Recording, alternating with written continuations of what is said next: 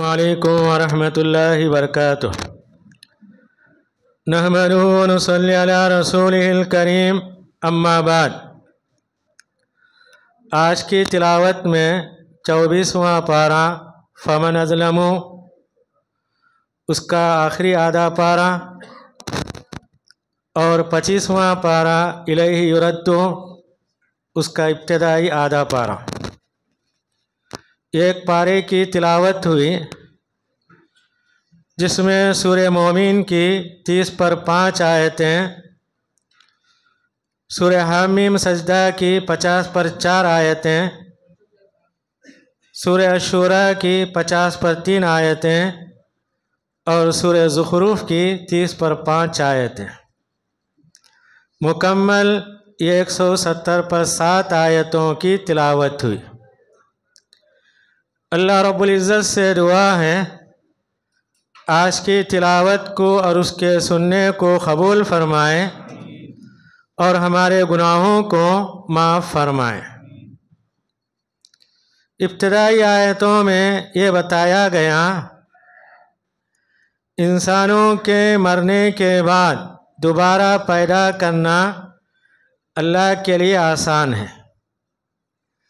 مثال دے کے اللہ تعالیٰ کہتے ہیں لَخَلْقُ السَّمَاوَاتِ وَالْأَرْضِ أَكْبَرُ مِنْ خَلْقِ النَّاسِ، لوگوں کی پیدائش سے آسمانوں اور زمین کی پیدائش بڑی ہے۔ جب اللہ تعالیٰ آسمانوں زمینوں کو پیدا کیا، اس کی نگرانی کر رہا ہے، آسمان و زمین کی پیدائش کے مقابلے میں انسان کی پیدائش کی کوئی حقیقت نہیں، لیکن لوگ کیا ہیں، اس پر غور نہیں کرتے۔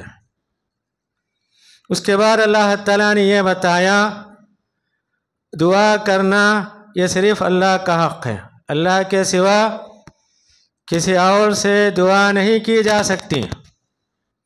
اللہ تعالیٰ کا فرمان ہے ادعونی استجب لکم، تم مجھ سے دعا کرو میں تمہاری دعاؤں کو قبول کروں گا۔ اللہ تعالیٰ دعا کرنے والے کو پسند کرتے ہیں، جو دعا نہیں کرتا، اللہ سے نہیں مانگتا، اللہ تعالیٰ اس سے ناراض ہوتے ہیں۔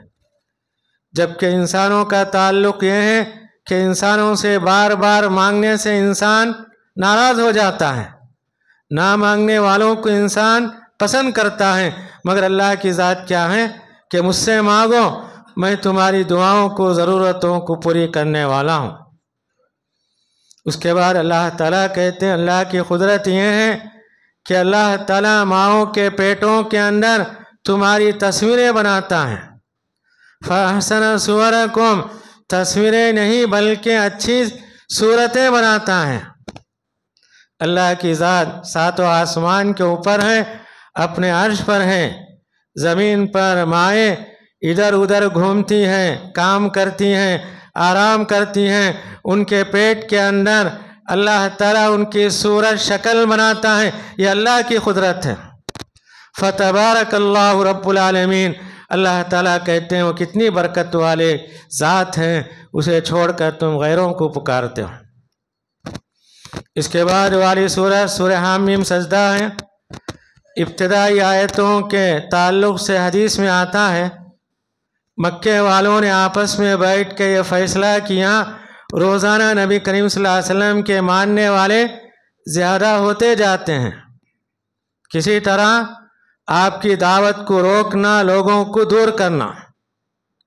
تو لوگوں نے فیصلہ کیا ہم میں سے جو عقل مند پڑھا لکھا آدمی نبی کریم صلی اللہ علیہ وسلم کی خدمت میں جا کر انہیں سمجھائے گا۔ تو لوگوں نے عتبہ بن ربیعہ کا انتخاب کیا، سردار تھا، وہ آپ کے پاس گیا، نبی کریم صلی اللہ علیہ وسلم سے کہا آپ جو دعوت دیتے ہیں اسے چھوڑ دو، اگر آپ کا مقصد یہ ہے دولت جمع کرنا، ہم آپ کے پاس عرب کی دولت لا کے جمع کر دیتے۔ پھر اس نے کہا اگر آپ کا مقصد یہ ہے عرب کی سرداری چاہتے ہیں، ہم آپ کو سردار بنانے کے لیے تیار ہیں، آپ اپنا کام چھوڑ دو۔ پھر اس نے کہا اگر آپ کا ارادہ کسی خوبصورت عورت سے شادی کرنا ہے، عرب کی تمام عورتیں آپ کے سامنے پیش کر دی جاتی ہیں۔ پھر اس نے کہا اگر آپ کے اوپر آسیب کا یا کسی چیز کا اثر ہے، اسے علاج کرانے کے لیے تیار۔ تو نبی کریم صلی اللہ علیہ وسلم نے اس سے پوچھا تیری باتیں ہو گئی؟ اس نے کہا ہاں۔ تو آپ نے حامیم سجدہ کی ابتدائی آیتیں سنائی، حامیم تنزیل من الرحمن الرحیم۔ یہ کتاب کہاں سے اتری ہے؟ رحمان رحیم کے جانب سے۔ کتاب فصلت آیاتہ، اس کی آیتیں جدا کی گئی ہیں۔ قرآن عربیہ، یہ عربی زبان میں قرآن ہے علم والوں کے لیے۔ نبی کریم صلی اللہ علیہ وسلم جیسے تلاوت کرتے جاتے تھے وہ غور سے سنتا رہا۔ تلاوت ہونے کے بعد وہاں سے اٹھ گیا اور اپنے قوم کے پاس گیا اور کہا کہ آپ جو کام کرتے ہیں چھوڑ دو۔ آپ کی دعوت کے اندر نہ دیوانہ پن ہے، نہ کہانت ہے، نہ شاعری ہے، ان کا کلام سچا ہے۔ قوم والوں نے کہا تیرا اس کا اثر تجھ پر بھی ہو گیا۔ نبی کریم صلی اللہ علیہ وسلم کے پاس سمجھانے کے لیے گیا تھا، مگر قرآن کی تاثیر لے کر اپنی قوم کے پاس آ کر کہا کہ ان کا کلام سچا ہے، جو کہتے ہیں بالکل صحیح ہے، ان کے کام میں تم رکاوٹ مت بنو۔ اس کے بعد اللہ تعالیٰ یہ کہتے ہیں قیامت کے دن کافر لوگ اللہ کے سامنے درخواست کریں گے، اے اللہ دنیا کے اندر انسانوں میں جنات میں جن لوگوں نے ہم کو گمراہ کیا ان کو ہمارے سامنے پیش کرو، ہم انہیں اپنے پیروں کے نیچے کچل کر رون کر رکھ دیں گے۔ وہاں افسوس کرنا بیکار ہے۔ اللہ تعالیٰ کہتے ہیں کہ تم دنیا کے اندر جس غفلت میں گمراہی میں پڑے ہوئے ہو تم قیامت کے دن پچھتاؤ گے، وہاں پچھتانا بیکار ہے۔ یہاں تمہارے سامنے پیغمبر ہے، اللہ کی کتاب ہے، ہدایت حاصل کرنے کے لیے تمہارے لیے بہترین ذرائع ہیں۔ اس کے بعد اللہ تعالیٰ نے یہ بتایا جو لوگ ایمان لانے کے بعد اپنے ایمان پر قائم رہتے ہیں، اللہ کے فرشتے ان کو خوشخبری دیتے ہیں، اللہ تخافوا ولا تحزنوا، مت ڈرو غم مت کرو، وابشروا بالجنۃ التي کنتم توعدون، اس جنت سے تم خوش ہو جاؤ جس کا تم سے وعدہ کیا گیا۔ کئی حدیثوں کے اندر بتایا گیا جو لوگ اپنے ایمان پر قائم رہتے ہیں، تکالیف کو برداشت کرتے ہیں، انہیں اللہ کے جانب سے فرشتے بشارت سناتے ہیں۔ یا یہ بتایا گیا موت کے وقت اللہ کے فرشتے انہیں جنت کی خوشخبری دیتے ہیں،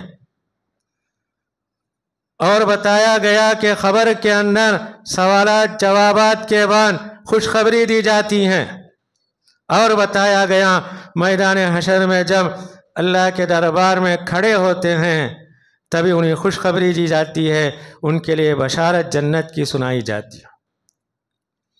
اس کے بعد اللہ تعالیٰ یہ کہتے ہیں سب سے بہتر مسلمان کون؟ مسلمان وہ ہے جو اللہ کی طرف دعوت دیتا ہے، دین اسلام کی تبلیغ کرتا ہے، اس پر عمل کرتا ہے، اور یہ کہتا ہے اننی من المسلمین، میں مسلمانوں میں سے ہوں۔ اللہ کو یہ مسلمان پسندیدہ ہے، اسلام پر قائم رہتے ہوئے اسلام کی تبلیغ کرتا ہے، اسلام کی طرف دعوت دیتا ہے، لوگوں کے سامنے اپنے مسلمان ہونے کا اعلان کرتا ہے۔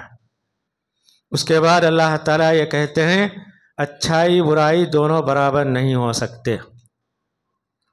اگر کوئی برائی کرتا ہے اللہ تعالیٰ کا فرمان ہے برائی کا جواب اچھائی سے دو۔ اس کا فائدہ اللہ تعالیٰ یہ بتاتے ہیں کہ برائی کرنے والا آپ کا جگری دوست ہو جائے گا، اور اللہ تعالیٰ کہتے ہیں ہر آدمی برائی کا بدلہ اچھائی سے نہیں دے سکتا۔ دینے والے کون؟ صبر کرنے والے خوش نصیب لوگ ہو ہی سکتے ہیں، ہر آدمی اس کا جواب نہیں دے سکتا۔ تو اللہ تعالیٰ کہتے ہیں دنیا کے اندر اچھائی برائی دونوں برابر نہیں ہو سکتے ہیں. برائی کا بدلہ اچھائی سے دو، یہ تمہارے اخلاق کو اونچی کرنے والی صفت ہے. دشمن تمہارا دوست ہو جائے گا. اگر ہم نبی کریم صلی اللہ علیہ وسلم کی سیرت پڑھتے ہیں، آپ کے ساتھ جتنے لوگوں نے برائی کی اور آپ نے ان کے ساتھ اچھائی سے پیش آیا، تاریخ بتاتی ہیں سارے آپ کے دوست ہو گئے، اور جتنے لوگوں نے آپ کو ستایا تقریباً تمام کے تمام آپ کے دین میں داخل ہو گئے. اس کے بعد اللہ تعالیٰ نے یہ بتایا کہ قیامت کا علم صرف اللہ کو ہے. اللہ کے سوا کوئی قیامت کا علم نہیں جان سکتا. اللہ تعالیٰ دو مثالیں بیان کرتے ہیں. ایک مثال کیا ہے؟ درخت پر پھول آتا ہے، اس کے بعد شگوفے آتے ہیں، اس کے اندر پھل آتا ہے.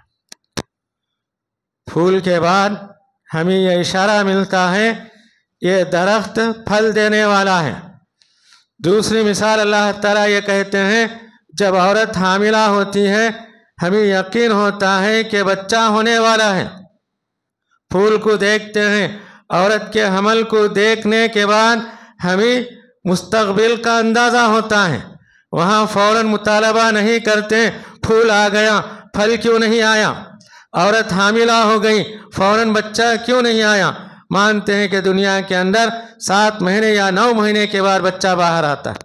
تو اللہ تعالیٰ کہتے ہیں اسی طرح اللہ تعالیٰ نے قیامت کا دن متعین کیا ہے، اس کا وقت ہے. تمہارے کہنے کی وجہ سے فوراً قیامت نہیں آئے گی. اس کے بعد والی سورت سورہ شورا ہے.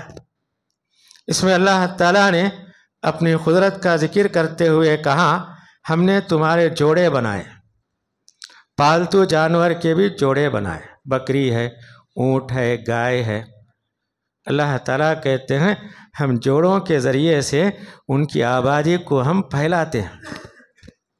یہ اللہ کی قدرت ہے. یذرؤکم فی، اللہ تعالیٰ کہتے ہیں قیامت تک جب تک انسانیت باقی رہے گی ان کے درمیان جوڑے باقی رہتے رہیں گے، ان کی شادیاں ہوتی رہیں گی، ان کے اولاد ان کا خاندان بڑھتا رہے گا. دنیا کے اندر جتنے پالتو جانور ہیں اللہ تعالیٰ حلال جانوروں کے اندر ترقی دیتا رہے گا، کیونکہ حلال جانوروں کے ذریعے سارے انسانیت کے لیے فائدہ ہے. اس کے بعد اللہ تعالیٰ کہتے ہیں توبہ قبول کرنا یہ اللہ کے ہاتھ میں ہے. وہی بندوں کی توبہ قبول کرنے والا ہے، گناہوں کو معاف کرنے والا ہے. اللہ تعالیٰ کہتے ہیں کہ تم مجھ سے توبہ کرو، میں تمہارے توبہ کو قبول کرنے والا ہوں. صحیح حدیث میں نبی کریم صلی اللہ علیہ وسلم نے کہا اللہ تعالیٰ رات میں اپنے ہاتھ کو کھولتے ہیں، توبہ کا دروازہ کھولتے ہیں. رات میں اللہ کے بندے اللہ سے توبہ استغفار کریں. جب دن ہوتا ہے اللہ تعالیٰ دن میں اپنے ہاتھ کو کھولتے ہیں تاکہ دن میں اللہ تعالیٰ کے بندے اللہ سے توبہ استغفار کرے. توبہ کا دروازہ ہمیشہ کھلا رہتا ہے. جب آدمی سکرات میں پہنچتا ہے اللہ تعالیٰ توبے کے دروازے کو بند کر دیتے ہیں. اس کے بعد اللہ تعالیٰ نے اپنے نیک لوگوں کی چند خوبیاں بیان کی. پہلی خوبی یہ ہمیشہ ان کا بھروسہ اللہ پہ ہوتا ہے، بڑے گناہوں سے دور رہتے ہیں. اگر کسی سے غصہ ہو جاتا ہے معاف کر دیتے ہیں اور اپنے رب کا حکم مانتے ہیں، نماز کے پابند ہوتے ہیں. ان کا ہر کام کیا ہے مشورے سے ہوتا ہے. آپس میں مشورہ کرنا اسلامی تعلیم ہے. نبی کریم صلی اللہ علیہ وسلم نے کہا جو کوئی مشورہ کر کے کام کرتا ہے اسے شرمندگی نہیں ہوتی. جو استخارہ کرتا ہے وہ کبھی بھی ناکام نہیں ہوتا. نبی کریم صلی اللہ علیہ وسلم جنگی حالات میں یا عام طور پر کبھی مشورہ طلب کرنا ہوتا صحابہ سے مشورہ طلب کرتے تھے. اگر کسی کا مشورہ پسند آتا تو نبی کریم صلی اللہ علیہ وسلم اس پر عمل کرتے تھے. اللہ تعالیٰ یہی کہتے ہیں میرے نیک بندے ایسے ہوتے ہیں جہاں میری اطاعت کرتے ہیں، رسول کی فرما برداری کرتے ہیں، اپنے آپسی معاملات کے اندر مشورہ کرتے ہیں. وَمِمَّا رَزَقْنَاهُمْ يُنْفِقُونَ، اور جو کچھ ہم نے ان کو دیا ہے خرچ کرتے ہیں۔ پھر اللہ تعالیٰ کہتے ہیں جب ان پر کوئی ظلم کرتا ہے، اللہ تعالیٰ کہتے ہیں جتنا ظلم کیا ہے اتنا بدلہ لے سکتا، اس سے زیادہ نہیں۔ اگر زیادہ لیتا ہے وہ مظلوم ہو جائے گا، یہ ظالم ہو جائے گا۔ پھر بھی اللہ تعالیٰ کہتے ہیں کوئی ظلم کیا، تمہارے اندر معاف کرنے کی طاقت ہو معاف کر دو، صبر کرو، یہ کیا ہے؟ عظمت والے کاموں میں سے۔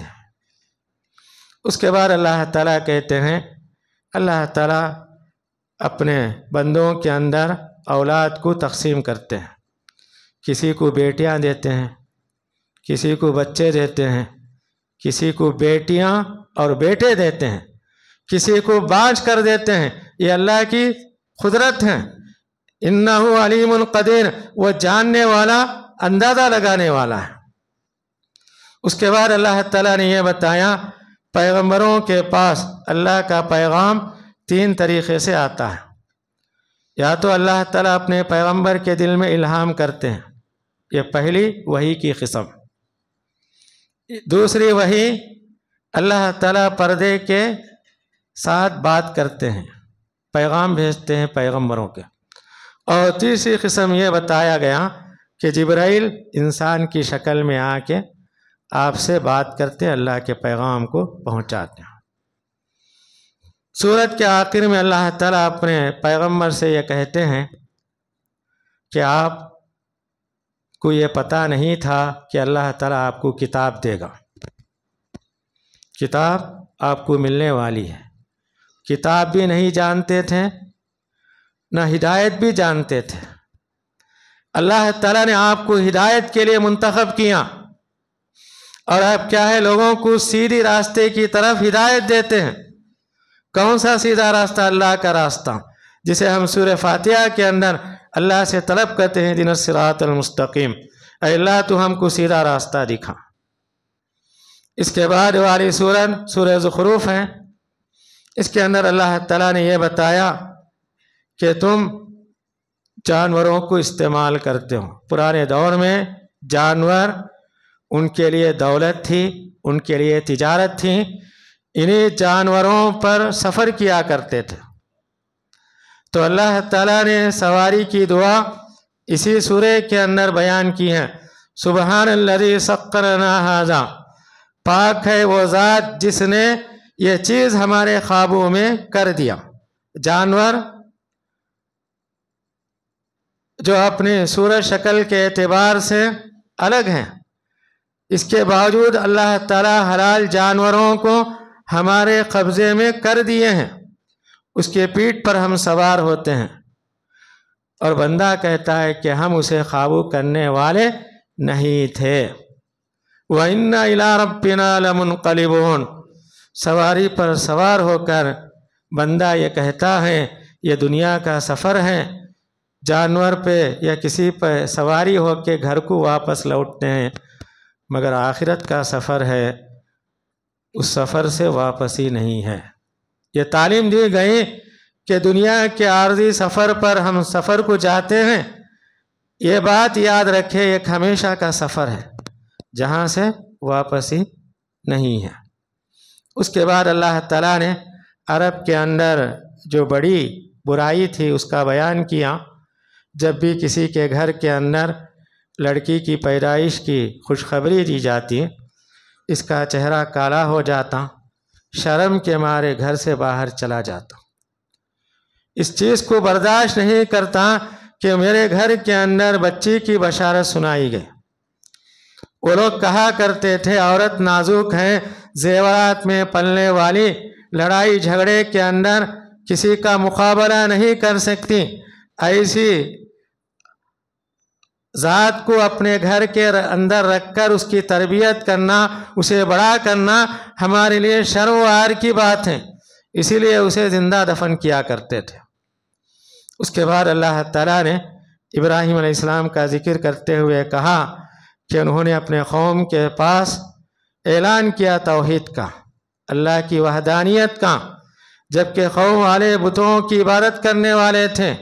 انہوں نے کہا میں تمام سے برات کا اعلان کرتا ہوں، اس ذات کی طرف میں متوجہ ہوتا ہوں جس نے مجھے پیدا کیا۔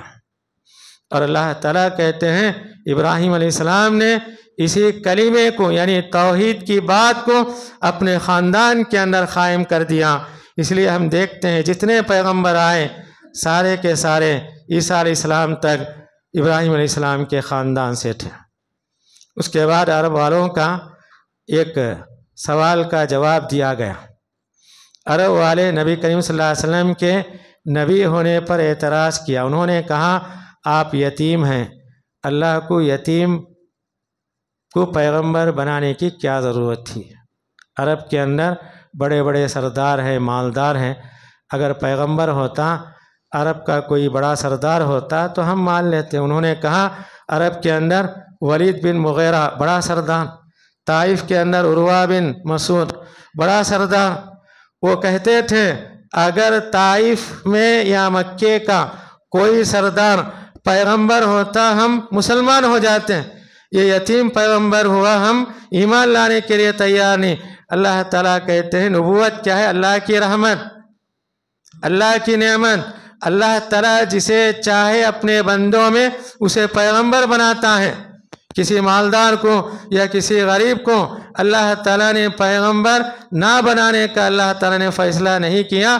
اللہ تعالیٰ یہ جانتے ہیں کون پیغمبر بننے کا لائق ہے، کون اللہ کے کام کو آگے بڑھا سکتا ہے، اللہ تعالیٰ اسے پیغمبر بناتے ہیں۔